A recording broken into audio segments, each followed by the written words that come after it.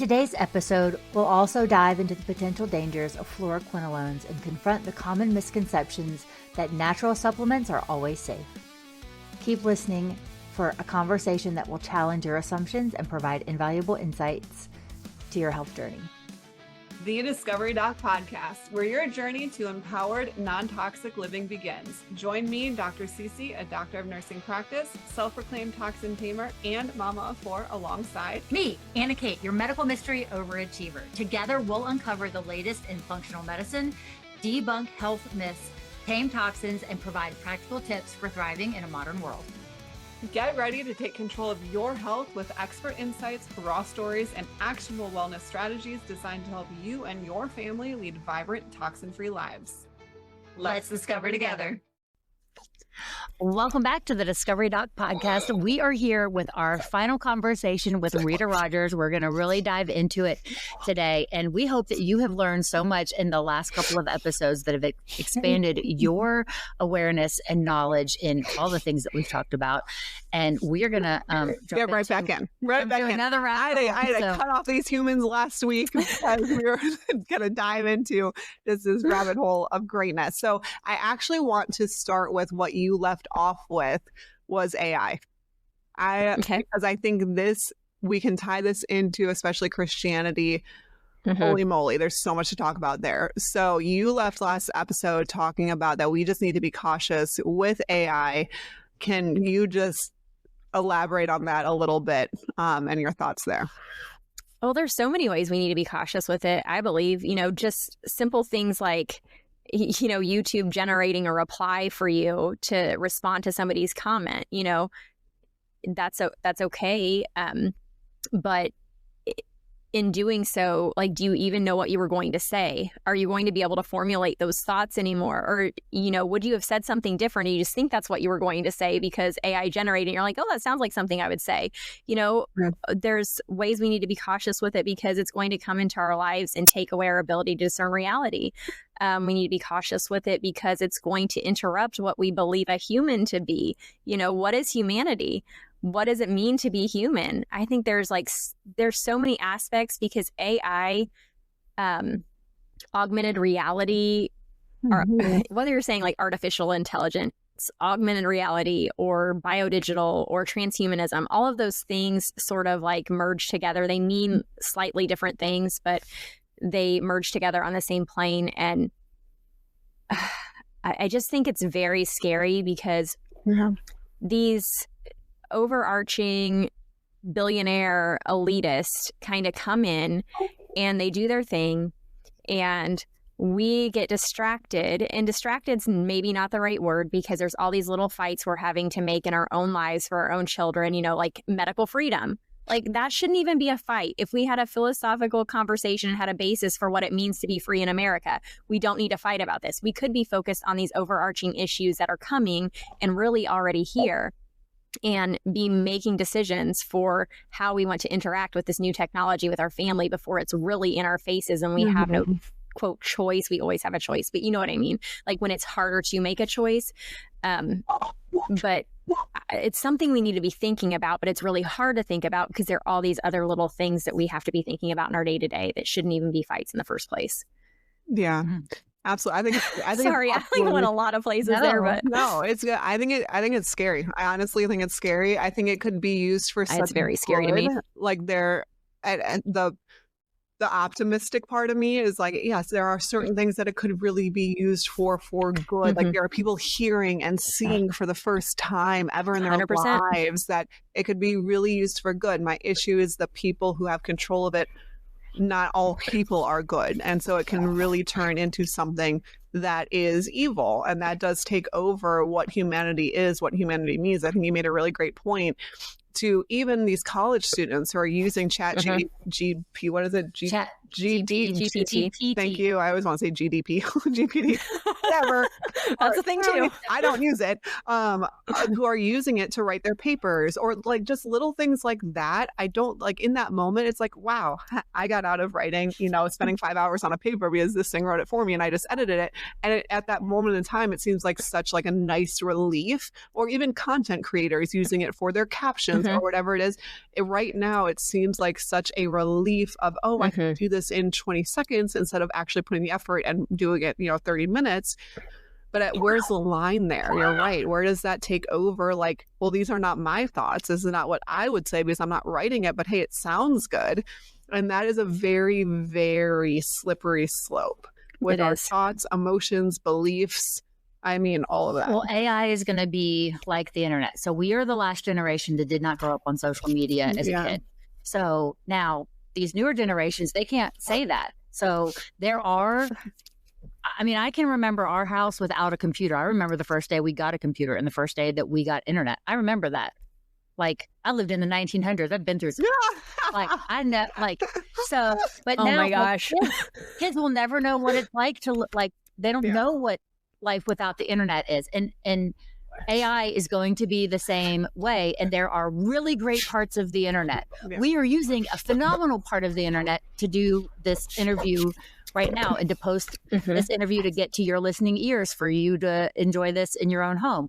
There are dark parts of the internet and there's the black web part of the internet that we have no business interacting with and going to. So I think that AI is part of that too, of being aware of, hey, that's not a direction that we want to go. We want to avoid that. But using AI or using the internet for beneficial purposes, I think that that's the awareness and teaching kids how to navigate that in a healthy, constructive, protected manner. Yeah, I think the scary aspect is that it's so new. Like the thing with the internet, the internet is a little bit more tangible. It's like you can prevent yourself from going a certain place in the internet. With AI, AI is essentially limitless. So like where it could exist in time and space and what it could do to manipulate things is so different than the internet that I'm like, ooh, I just want to keep my kids in a bubble. I want to. But something else that you guys started talking about a little bit towards the end of the last episode was part of is Christianity and just how in this crazy world where there are so many things going on and so many rabbit holes that we can potentially go down. One is just maintaining a Christian worldview through all of that. And then two, I actually really want to touch on what Annah Kate was bringing up with kind of that new age, because I don't think a lot of, especially younger Christians, are discerning between what all that means. So what's something to you right now that, how are you just maintaining kind of your Christian worldview in a chaotic world? I think the easiest way to do it is to be in God's word and make sure we're opening our Bibles as much or more than we're opening our phones. I mean, it's really hard to do that more than you're opening your phone, but being in the word.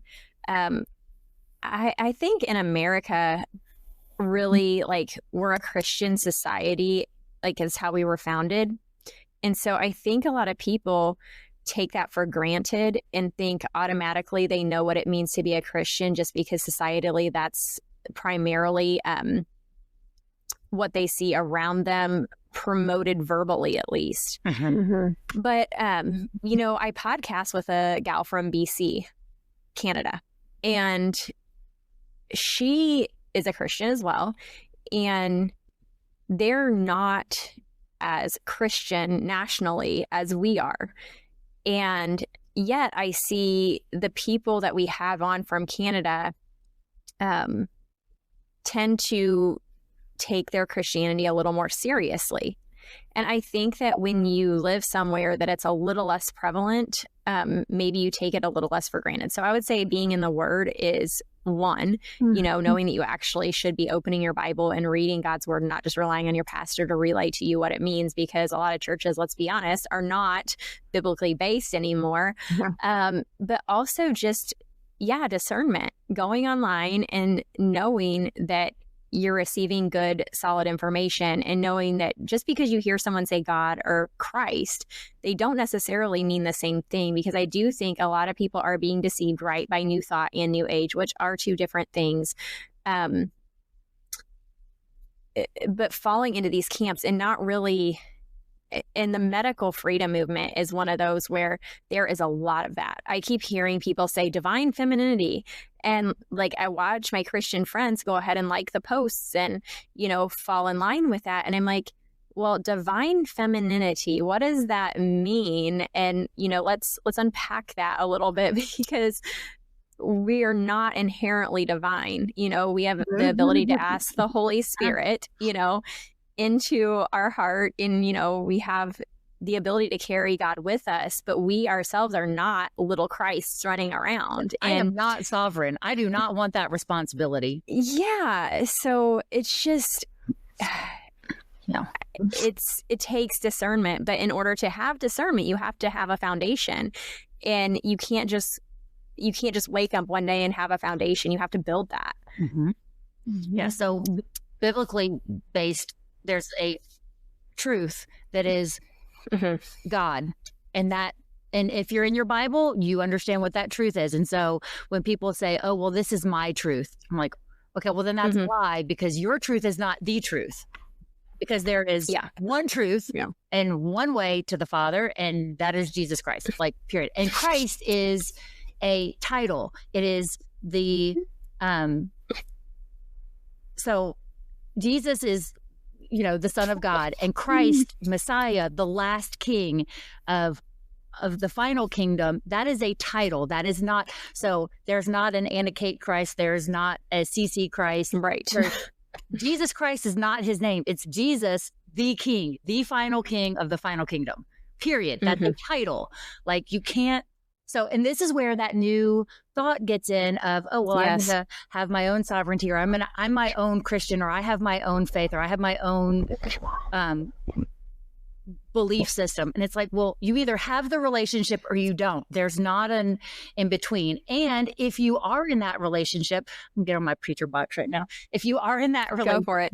Then your fruit is evident. If you're not, your fruit is dead. Now, we've talked about this before in some things that we've both been exposed to, that the outside is real pretty and shiny, but the inside is completely dead. Like, there is, like, the tree is painted, but the tree isn't growing. The tree isn't doing the things. It looks real good from afar, but once you get up close, like, you don't want to take a bite of that fruit because it's there's nothing in it. It's spoiled. Right? So that's where the new thought is so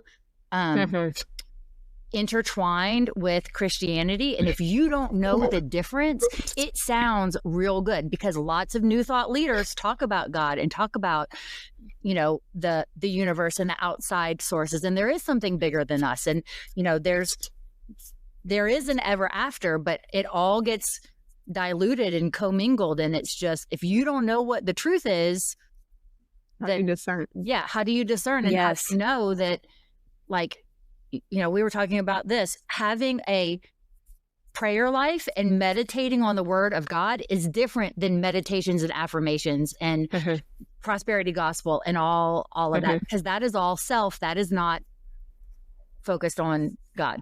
Okay, I'm done. Sorry. Unpack that how you will. When did this entanglement begin to occur? Because I do feel like it has kind of exploded in the last couple of years, especially with social media. Like, when these everything you're explaining with, like, new thought, new age and all that, like, it wasn't a thing. At least it wasn't a thing in my world. Like, where did this start? So new age is really easy to differentiate. So that's tarot and astrology and Reiki, which has been around forever, and all of that. We're just putting different names on them, right? So where the difference comes is that new thought, and Rita, you can explain more on this too, is that it is a subtle differentiation. It looks like Antichrist. It looks like, I mean, look, Satan, Satan, whatever you want to call the Lucifer, like, Lucifer is one angel that fell, right? So Satan is the, whatever, is it Greek? Hebrew, Sanskrit, whatever that is. It's the culmination of all of that, everyone that followed Lucifer. Okay. So he looks real pretty. You did not have to teach your kids how to lie. Your kids don't lie, but when they do, you didn't teach them that. Yeah. You have to teach them how not to, right? You didn't have to teach them how to have a bad attitude or to so New Thought is very sneaky. It looks very much like Christ and it's going to be a good thing. And it's, positive and universe and all the good things. So did that answer your question? And so Oprah is big on New Thought. You wouldn't, she doesn't tell you that she is, but her and Eckhart Tolle and, or Tolle, or however you say his name, Wayne Dyer, all these positive, they're great. It's good to think positive thoughts. Yeah. Because it comes from you. Yeah. Right. But then it's reliant on you and your positive thinking, not on your relationship with God to get you through what you need to get through. Because if I think well and bad things happen, then I didn't think well enough. Right. Right. So it's that self, there's a couple of things. Oh, that is a weird line. Yeah. That is a weird line. I feel like that's a really good description. It's just New Thought, I think, is more sneaky because it doesn't seem like it's outside of the Christian perspective, but it's relying on yourself, not God. Mm-hmm. That's a really good way of describing it or differentiating it. Cause I think it's sneaky. Mm-hmm. Yeah. Mm-hmm. You brought up the fruit is not there. And my parents were here this weekend because of my daughter's birthday and things. And my dad brought up, we were talking about, so Donald Trump had employed a new faith department. I don't know if you guys saw this. Mm-mm. So there's a faith department he's developed in the government. And I don't know. I don't really want to get into that on here, the whole aspect of it, because whatever. I'm not for it, even though I'm a Christian. I don't think that's a good thing necessarily. Not because of separation of church and state. That's not real. That's not a thing. But because I just think where it's going is not necessarily good. But he put in charge of it Paula White, who is a prosperity gospel preacher.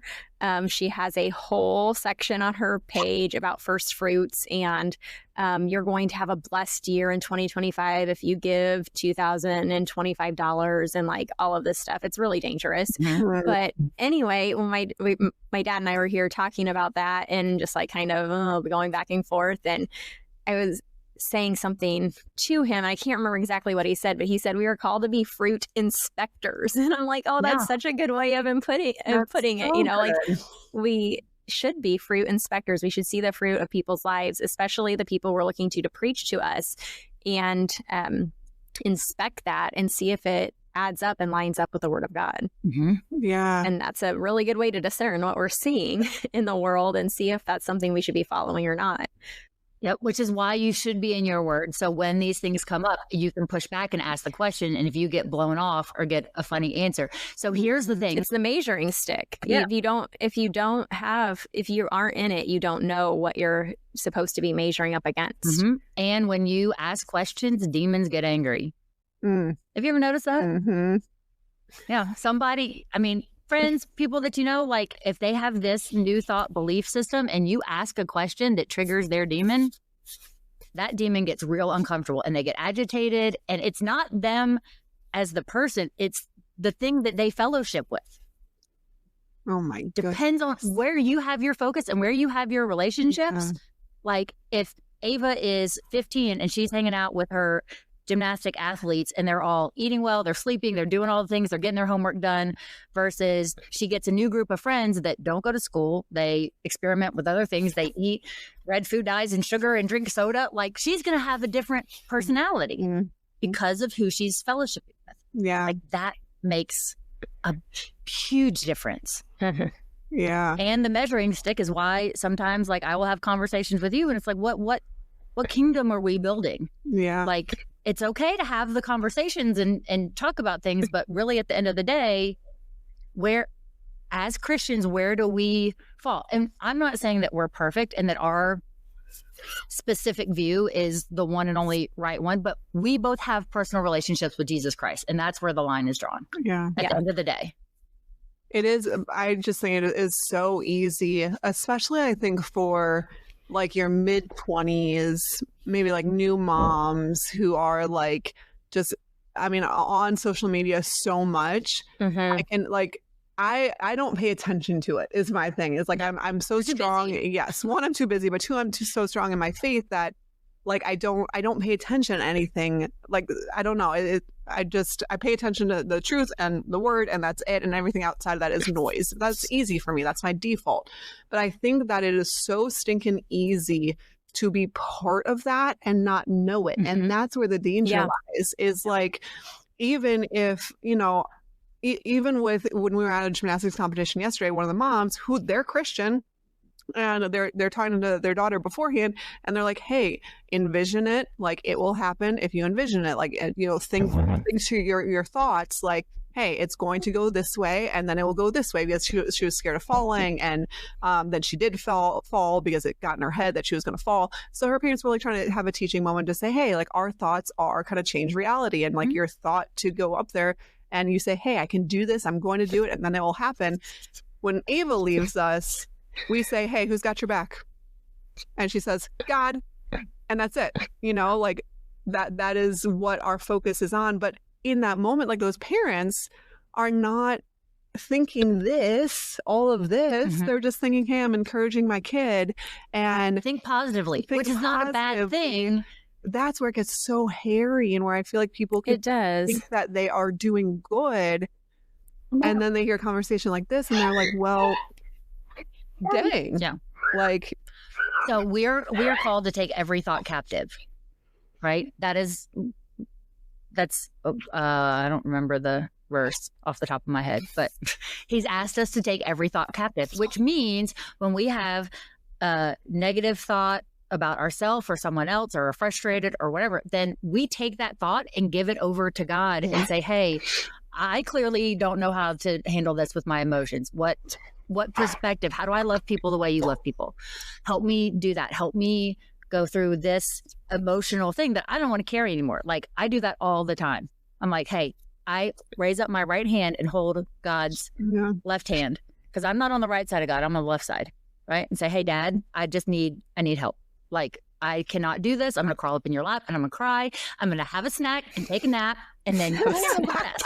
Like, that is my life philosophy. Everything can be fixed with a nap and a snack. Like, pretty much. I mean, think about all the times that God has solved problems by putting people to sleep and giving them a snack, and then he fixes the rest. It's all good. That's funny. That's good. I like that. So with kind of along those lines, last question for you is, with a lot of what happens in social media and on the news, I do think is for distraction purposes. What is your, as a Christian, and we talked about kind of getting the word and just staying true to the word, but in terms of discerning between truth and distraction, what is something that you work, how do you work to kind of achieve that just in your daily life? Oh, it's hard, because I am the type of person, like, I think one of the ways to do that is knowing about yourself enough to know like who you are and like what kind of things pull you in. I am the type of person who is very reeled in by information and feel this personal responsibility constantly to know about everything. And I know that about myself, and I've gotten a lot better about, you know, I have a platform, and so I should be on social media a lot to maintain that platform, right? But I hop off a couple days every week and just don't care. If I lose followers for it, I lose followers. That's just who I am, because my family is important. And in order to put my family as the priority in my home, I need to actually prioritize that, right? And so I think one thing is just knowing what you are pulled to, and then kind of being like, no, I got to push that aside. But also, like you said, there is just a lot of information out there. It's really hard. I think another thing is knowing your scope of influence and what you are actually called to do. Because I see a lot of people saying like, God's called me to this ministry, and I am supposed to be doing this podcast, and I'm supposed to be doing this or that. But I don't see a lot of people saying like, I'm called to be a mother of my children, or, you know, I'm called to serve my local community. And like specifically with the last couple of weeks since Donald Trump has been inaugurated, like it has been boom, boom, boom. Like there's so much stuff. It's like overwhelming. I feel it. I feel responsible to know all this information, but what is my true scope of influence? Like I feel that it is important for me to know a little bit about AI, but is it important for me to know everything about AI? Am I really going to be able to change Mark Zuckerberg's mind on something, or Elon Musk? No, I don't have their ear. But we do have a huge wind farm going in locally, and I am opposed to it. And I do have the ear of the county board potentially. So I can have some influence there. And so my time, the majority of my time, my extra time is probably a little bit better spent there. And so discernment on where your influence actually is most beneficial. Additionally, recognizing the fact that God actually gave me my kids. I don't have to question whether my call is in my home. You know, like I don't have to say, you know, because sometimes I do, like, I wonder, like, am I really supposed to be online doing all these things, you know, and I question it and I wrestle with it a little bit, but I don't have to question whether God really wants me to raise up my kids to know him, you know, and so recognizing what is actually in front of you that he did give you, that you are called to be the priority, and everything else maybe a little secondary, I think is good. And then basing everything on eternal perspective. Like, I don't know if I'm rambling, you can make me be quiet, quiet, but I get a lot of people who, like, I've been like this for a very long time. I was raised to question things and question the government. I have known the government was, you know, messing with things, not to the degree. I didn't know the CIA did this and that, or the FBI did this and that, you know, 20 years ago. But, you know, 15, 20 years ago, I did know there was corruption in the government, and I was questioning the government. That's how I was raised. But all these people woke up in 2020, and it's a good thing. But I think that there hasn't been enough exercising of the discernment muscle yet. And I will get messages from people saying the truth is all going to come out. The truth is all coming out. And I'm just like, oh, bless your heart. You know, it's probably not going to happen in our lifetime. But truth will reign, capital T, eventually, eternally. And that's really where our perspective should lie. And that doesn't mean we lay down and be doormats. That doesn't mean we stop calling for the truth to come out. That doesn't mean we stop calling for accountability, you know, for people like Dr. Fauci or whatever. You know, we can still call for accountability and truth, lowercase t, on earth, but we need to maintain our hope and eternal perspective for our eternal future. I think that's massive, because what I saw, and people very close to me, is the weight that Christians, the weight that they were putting in one person. So the weight that they were putting in Donald Trump, the weight that they're putting in RFK Jr., the weight that they're putting in these humans. And to me, like, as I step back, and I'm not big in politics because I think it's all a sham, but like, when you take a step back, I'm like, there's not one person on this planet who's going to get me like that, because Jesus is the only. Our security is not. Our security is not deemed by any living human. It's by Jesus. And I watched Christians put that security so intently and just intensely into certain political figures, thinking that they're going to be the change, the end all to be all. And I watched that happen. And I'm just like, it's wonderful to have your thoughts and opinions and beliefs and things that we can hope for change on this planet. But it was disheartening to watch kind of how that separated those what I would call like very, very structured Christians, how it kind of pulled them apart to put more emphasis on a person. I think it's a flesh thing. 100%. So, and you know, that's the other thing is like how us three live our Christian life is not like how other people claim that they're Christians. Oh, well, I believe that Jesus existed. I don't have a relationship with him, but I believe he existed. And then they call themselves a Christian. Or they go to church on Easter and Christmas and say, oh, I go to church and I'm a Christian.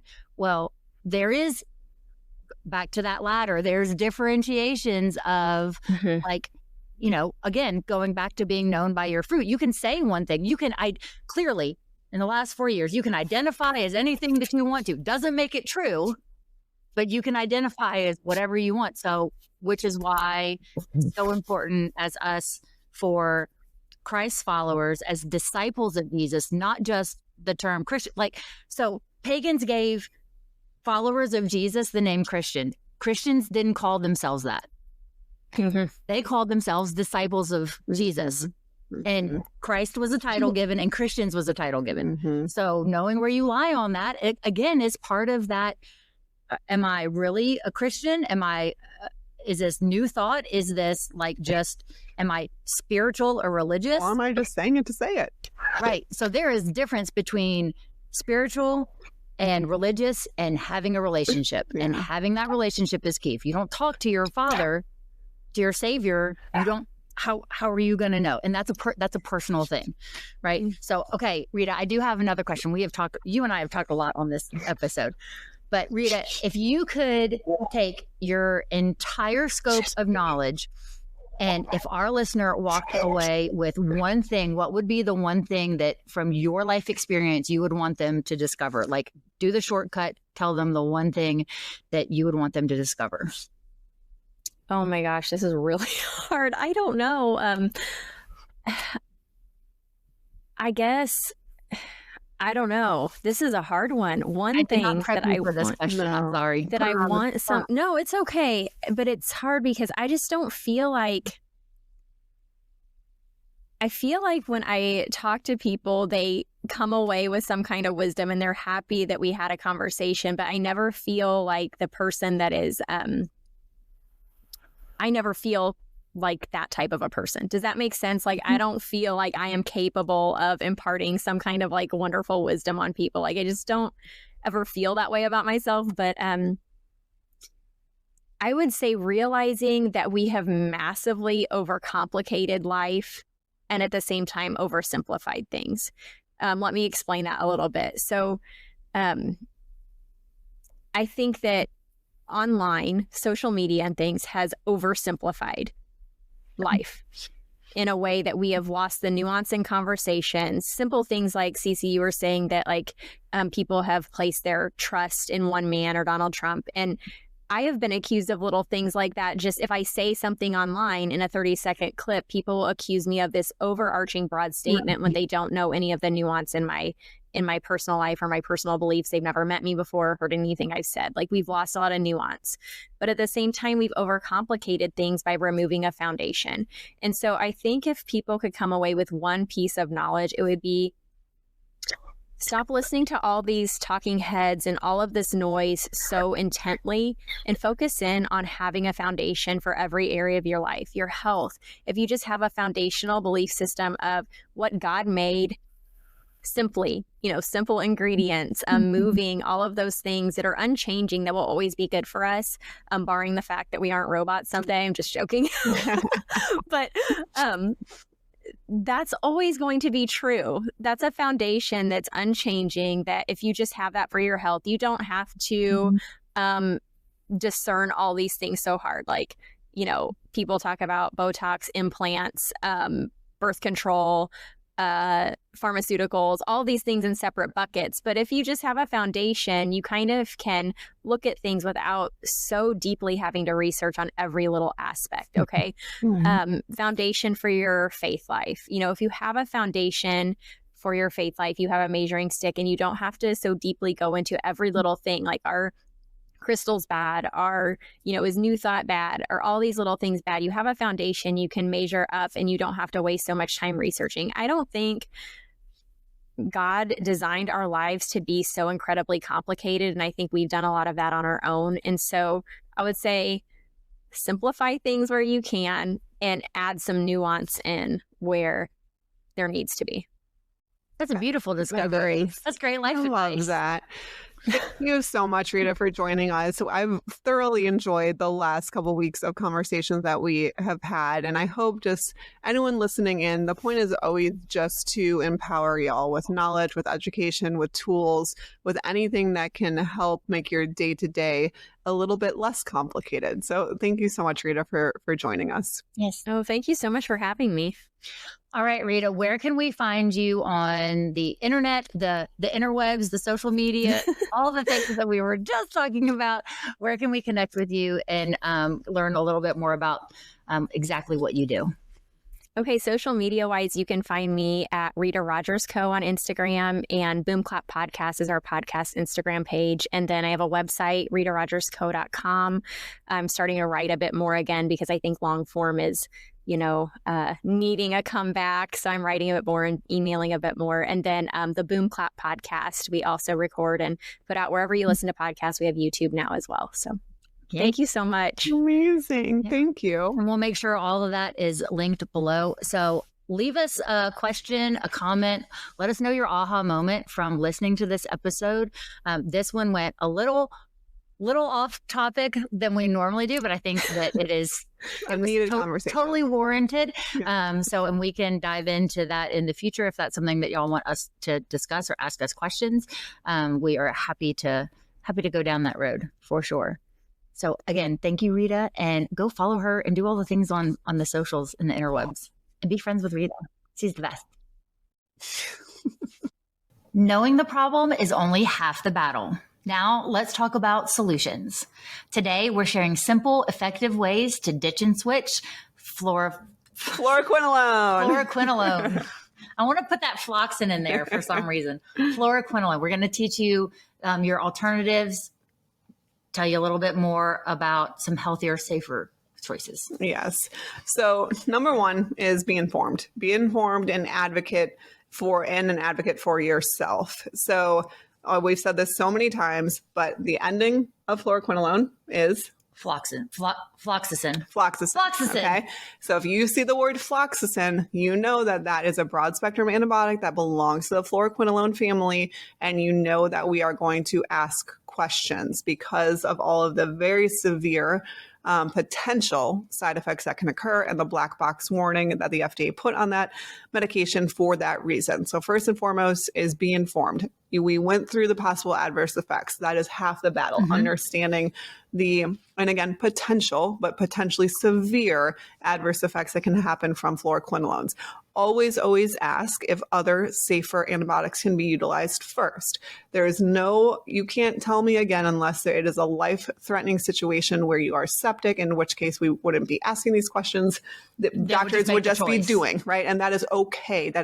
I'm not saying in those moments, but if you have a UTI, if you have pneumonia and you're relatively stable, you're not in the hospital with your O2 stat is down at, 75, 80. If you are stable and have a UTI, have a respiratory infection, have some sort of, traveler's diarrhea or salmonella, we should not be jumping right to a fluoroquinolone. So ask your provider, is there a safer antibiotic that we can use first? And in many cases, antibiotics from older classes like penicillins, cephalosporins, tetracyclines can be just as effective for any of those that we mentioned previously in terms of bacterial infections with fewer side effects. Always weigh those risk factors and benefits with your healthcare provider. That is number one. I have a question. I don't want to answer it. Okay. Well, I'm just kidding. So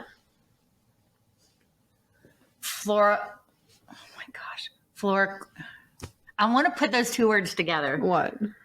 Okay, so this class of antibiotics is synthetic made. Penicillin is not, yes, there's a synthetic form now, but does that make a difference in treating? So let's say you had like one-off UTI and you go on penicillin and you fix it. And then somehow in the future, because of surgery or mobility issues or other complications, other illnesses going on, that you have chronic UTIs. Mm-hmm. So there's still other antibiotics. Okay. So a good example is like strep. If we have strep throat and we're given amoxicillin for it. So that stuff is so yummy. Oh my gosh. Anyways. That's what I wanted as a kid. I didn't care if I got sick. I got to drink pink bubble gum. And let's say that it's not working. Then the doctor wants to go to a broader spectrum antibiotic. Then something like Augmentin is available. So there's even other broad spectrum antibiotics that where you can still kind of take that step up if you need it without going to fluoroquinolone. Okay. Absolutely. Okay. See, it was a good question. It was a good question. So let's say that you need that antibiotic. We want you challenging it. We want you asking if there's a safer, different alternative if you truly need an antibiotic. And really, the first step should be understanding or knowing that you actually need an antibiotic in the first place. Is there evidence? Is there a clear evidence saying that, yes, this is bacterial? Yes or no? And if the answer is yes, and you need an antibiotic, okay, great. Then let's have a discussion about which one. If the answer is, well, we're not sure, then chances are it's viral. If they cannot prove that it's bacterial, then we're not just going to take antibiotics to take antibiotics, because it's not going to do anything if it's a viral illness. So that becomes resistant and superbugs, and that cascade is no fun. So cascade is the word of cascade is the word of the day. But yes, step one is challenging. Hey, do I actually need this antibiotic in the first place? Is this a bacterial infection? And is there proof that it is a bacterial infection? Or is this your guesstimate?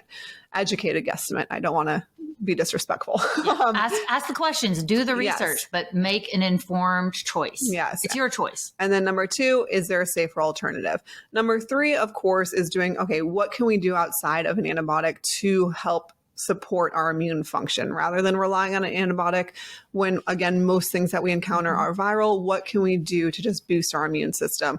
Gut health is huge.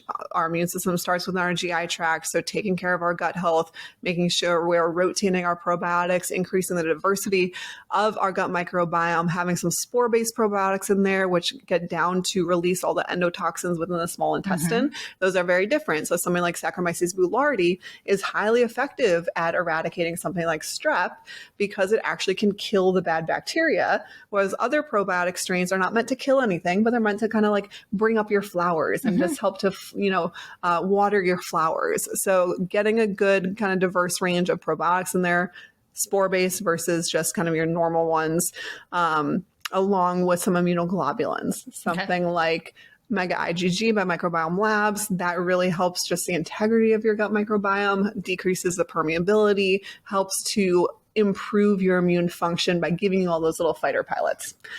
Gut health is huge. Then obviously our nutrients, our vitamin C, our zinc, elderberry, echinacea, garlic, oil of oregano. Yes. Oil of oregano is my favorite. Garlic, oil of oregano. These have natural antibacterial, antiviral properties.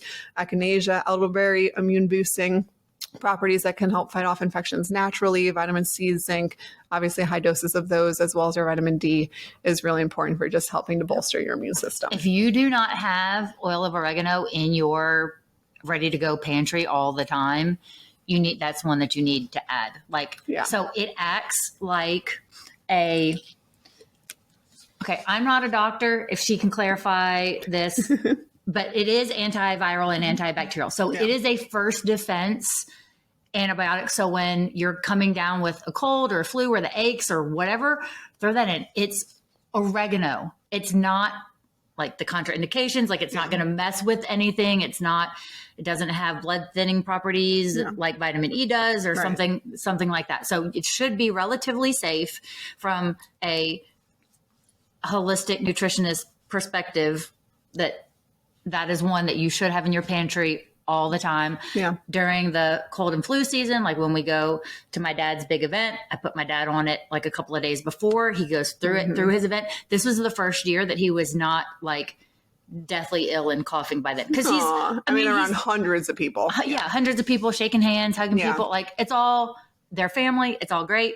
Holistic nutritionist. Can you also hit on nutrition then? So nutrition of really taking the time to choose what you're putting in your body to lower that immune response. So again, staying hydrated, and that's water and your electrolytes. It's also kind of avoiding inflammatory foods like processed things that come with a barcode. Yes. Sugars. Now, granted, when you're sick, all I ever really want is like a really good grilled cheese. When I'm sick, that's what I want. Even when I have a sore throat, because it's going to help me feel like it's going to scratch my, it hurts my throat, but it's going to help me feel better. If you eat nutrient dense rich foods prior to that, that's what we're saying is you're going to mitigate the chances of you getting sick. So if we eat things like consume bone broth, organ meats, fermented foods, grass-fed meats, like farm fresh eggs, all these nutrient-dense foods are going to help build up your immune system and help you fight off infections more readily. Yeah. Single ingredient foods, eat by the season. That also helps boost your immune system. If you're eating what is in season, it's God's natural prescription of just helping you feel better through what's happening all the time. So find a resource. Actually, I can actually post one. I'll put it in our next email for this. So make sure that you are getting my emails because I'll put this list in there of what we need to eat for the season. So maybe that'll go in our monthly newsletter. Yeah, that would be great. And then one thing also, if antibiotics are warranted, then you have the choice to protect your gut health or not.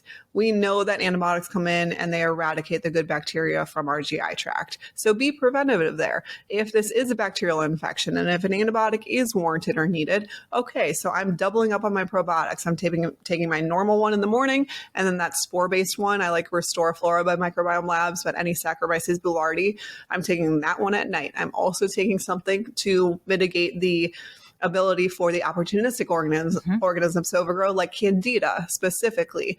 That's where olive oregano comes into play, or something like caprylic acid or berberine, or even MCT oil. Those are natural antifungals that come in and help to tell that Candida to sit down. So being preventative that way can prevent you from needing to circle back and heal your GI tract after antibiotic use. I like to do so for at least 4 weeks after an antibiotic. So during the antibiotic use, then at least 4 weeks afterwards to help the microbiome repopulate. So you should be taking your probiotic all the time and cycling through different ones throughout the year. But in the event that you do get sick, add that spore-based and then continue for 4 weeks. Yes.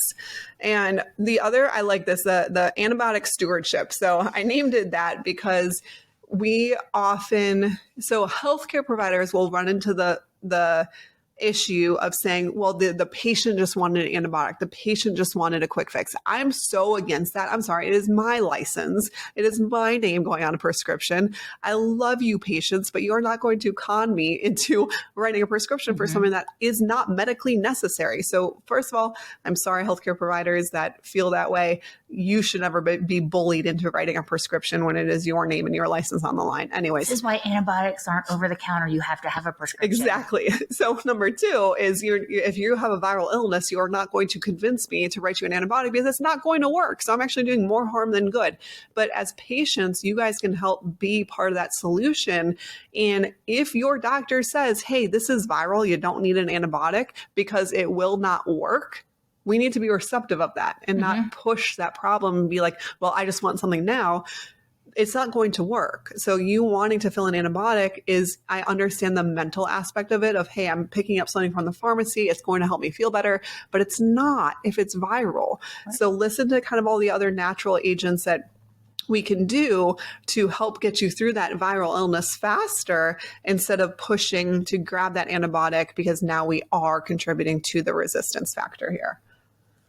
Last little tidbit is with food is, okay, we've talked about it in terms of you as a human getting a prescription for it, but what about with our food? We touched a little bit on it, but seeking out grass-fed beef, pasture-raised poultry or chicken, and organic dairy products from farms that do not use antibiotics, that prohibit the use of antibiotics, including fluoroquinolones in their animal care. That is the biggest part. So know your sourcing. Go to your local farmers, ask them what they are using. They have to disclose that information. It's obviously much harder when you're dealing with large corporations because there are so many loopholes in terms of the packaging, the wording that can be on there. So I always prefer in terms of our poultry and our beef to get it from local farmers or like the farm that we order from in Pennsylvania. use your local farm, use your local butchers. They will tell you exactly what is being utilized when they're small scale farmers, how their animals are being raised and what they're eating. You can definitely look for antibiotic free labels. Most grocery stores now have products that are labeled as antibiotic free or no antibiotics ever. But again, there are loopholes. Marketing everywhere. So it is a marketing tactic. There are still ways that these animals can be exposed to things. A great example is if it's grass fed, it does not mean it's grass finished. Yeah. Those are two very different things. So you can have a quote grass fed animal that eats grass for 70% of its life, but then eats corn for the last 30% of its life, and it's considered grass fed. Yeah. So many loopholes there. In terms of pets, if you have dogs, cats, animals, ferrets, finches, raccoons, I don't care. If your animal is prescribed a fluoroquinolone, my expectations would be, from what we've learned over this past month, that you apply it to your vet too. Is this truly necessary? What does my dog, cat, ferret have? Yeah. Is this bacterial? Is this viral? Because like we said previously, that are our animals that we are consuming or our pets. That is contributing to the problem of resistance as well. So making sure it's absolutely necessary for your animal, your domestic animal, is equally as important. Yeah, I don't think that would ever be warranted. I'm not a vet, so I can't talk on that. But if it causes tendon rupture in humans, gosh, can you imagine? Oh, no. Yeah, those precious little boys you have, and one of them has ripped a tendon. No. You're not going to keep him Mine down. have never been on medication. Not gonna work. Yeah. Ellie is 14, and she's on a couple of things just to help her manage, and she may have the big C. So no.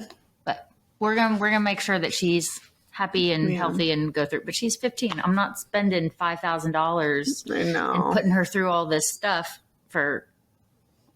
I know. For her to be miserable. Yeah, I love my babies. I will do whatever I can for them. But at some point. That's a topic we should talk about. Yeah. Animals in the wild don't get the big C, but our domesticated ones sure do. I know what we had her on a food that she got exposed and she's all lumpy bumpy. And yeah. Our other two are not, because they were never on that food. So it's wild. The more you know. Mm-hmm. All right. FOMO is real. And we don't want you to have it ever. We don't ever want you to have FOMO. So subscribe now and sign up and ring that notification bell on YouTube so you can see our lovely faces and all the hilarity that ensues here on YouTube. And if you're listening to us over on Apple Podcasts, make sure that you leave us a review and let us know what you're learning. We want to see and hear your aha moments. What if everything you thought about natural supplements are always safe was wrong? We're diving into research and the misconceptions of what you need to know before believing this hype. All right. So last week we dove into Tylenol and ibuprofen always being safe and kind of debunked that myth. This week we know what's it called? Bias. Yeah. I don't always want to stick to, something in conventional medicine is not good when we don't talk enough about things on the natural side enough, in my opinion. So natural supplements, are they always safe? The answer is no. No. The answer is no, they're not always safe. So generally, especially in holistic medicine, we try to provide natural supplements as a safer alternative to medications. That is very true in my general humble opinion. Natural agents do provide more safety than drugs. I don't find that natural agents have the laundry list of side effects that drugs have in general, a very general statement there. But that does not mean that they do not run their risk too. And so I want to touch on a couple of these risk factors. Number one is just for the fact that there can be complete scams out there. There can be fake supplements. There could be things that are, they're not regulated. They are not third-party tested. There are many supplements, for example, that are sold on Amazon, unless you're buying it directly from the manufacturer. So let's say, I don't know, Mary Ruth's. If you are buying a Mary Ruth's product directly from Mary Ruth's storefront on Amazon, that's safe. That's theirs. The issue with something like Amazon is there can be third-party sellers who are selling. G is selling. Yes, you don't know where it's coming from. You don't know what you're actually getting. These people can take the bottle and fill it with something completely different, and there is no way to stop that, prevent that from happening before it gets a label. Yes, before it gets into your body. So that's wildly scary for that to happen. There's a lot of counterfeit or adulterated just supplements on Amazon specifically. And some of them have been tested to contain no actual active ingredient that they're said to be. No active ingredient, or even can be laced with harmful substances such as heavy metals, synthetic fillers, or even dangerous pharmaceuticals. In 2020, there was a study that found 1 in 4 supplements purchased from unverified online vendors contained dangerous contaminants. And they were marked as, quote, natural, but actually spiked with prescription drugs or steroids. That's scary. That's very scary, guys. So the lack of quality control from unknown sellers is there, and from lack of third-party testing. There are absolutely reputable supplement manufacturers that undergo something called good manufacturing practices, or GMP, ensuring that that supplement is free from contamination and that their ingredient list is accurate. But unverified sellers can cut corners to save money, and it can lead to that product being very ineffective and unsafe. Yeah. I.e., never buy your supplements from an unverified seller. Yeah. Please shop reputable. You do not know what you can be getting. Because of that, then, I mean, there have been found that products can contain even illegal stimulants, such as synephrine, which has been linked to heart attacks and strokes. So the things that can be in that supplement itself, when you are told, hey, this is a vitamin C, you can actually be getting a synthetic drug that is increasing your risk of some sort of adverse effect. Heavy metals are a big one. Only go with companies that are third-party tested for heavy metals, especially in the natural world. We can find a lot of arsenic, lead, cadmium, and that bioaccumulation of those heavy metals can pose a significant threat to your health in the long run. So always go with a company that third-party tests, that is reputable, and where the actual active ingredients are accounted for. So we've eliminated the junk products that have nothing to do, that aren't going to support us for what we are actually wanting it to do. So now we have the product, the natural product that is going to help us do whatever we're wanting it to do. And what happens now? Yes, it's a supplement, a natural supplement, and the dose makes the poison. So can I overdose? 100%. Absolutely. Okay. Yes. So just like we can misuse a medication, we can absolutely misuse and overuse natural agents as well. Just because a supplement is natural does not mean that overusing it is harmless.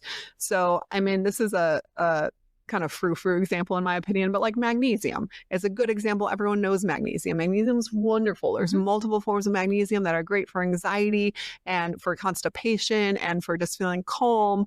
But if you take too much magnesium, you are going to get diarrhea. If you drink that whole bottle of magnesium citrate, it will clean you out. It will. And so, that's a very simple example, but it's a simple example of something that is widely well known and can have an adverse effect like diarrhea on us if we take too much. So that if somebody doesn't know that and they continuously take that high dose and continuously have looser stools and they don't know why, now I can have someone who's impacting that kidney function as well. Same thing with vitamin C. You can OD on vitamin C. 100%. GI issues up the wazoo. And you'll know. You'll know. You'll know. Oh yeah, it'll absolutely you'll know. Health, rip your stomach apart. Turmeric is the same way with GI issues. There's also the whole aspect that there absolutely are natural agents that interfere with medication. So we talk a lot about blood thinners because of Annah Kate. So something like St. John's wort, it can interfere with antidepressants, with blood thinners, or even birth control. The other part, and we talked a little bit about this with vitamin D, is that we don't talk enough about the toxic effect that too much can have. So something like too much vitamin A or too much iron or too much vitamin D in high doses can be toxic towards us. It can impact our liver function, our bones, even in birth defects in pregnant women when we have way too much vitamin A. So yes, you absolutely can overuse and misuse natural agents as well. It's not just conventional medication. So like a slight overconsumption, you're just going to pee it out. Depending if the vitamin is water soluble or fat soluble. Yeah. So if it's fat soluble, it's going to come out the other side. But your body can handle a slight, like, so if you're taking a multivitamin and you're taking another zinc or iron or whatever, another just basic vitamin, right? If it's in another supplement that you're taking, if your body has more than it needs on a low dose, it will eliminate it for you. We're talking about if you overdid it on the vitamin C, you'll have gastrointestinal issues. You'll know about it. Right. So exactly. And I think something else kind of talking about what we were talking about before is the marketing aspect. So just like I don't agree with medications where you see the commercial and it's like this happy-go-lucky family and all of a sudden your whole life is like cured, but then in the background you're hearing all these crazy intense, adverse effects. In terms of supplements, you have to watch for the same marketing as well. Everything is a business. Everything is out there to cure you and help you and heal you with one magic pill. And that does not exist. So question that one thing that is, quote, a miracle pill, even if it's natural, question it. Marketing is there to have you purchase a product. It can be very misleading and it can prevent people from either seeking out medical treatment that they truly need by having a conversation with their healthcare provider because they're so inundated with that information. But two, it can cause you to consume something that you don't need. So be careful in terms of marketing and know that everything is out there for you to purchase it, but does not mean your body needs everything. So reeling it in.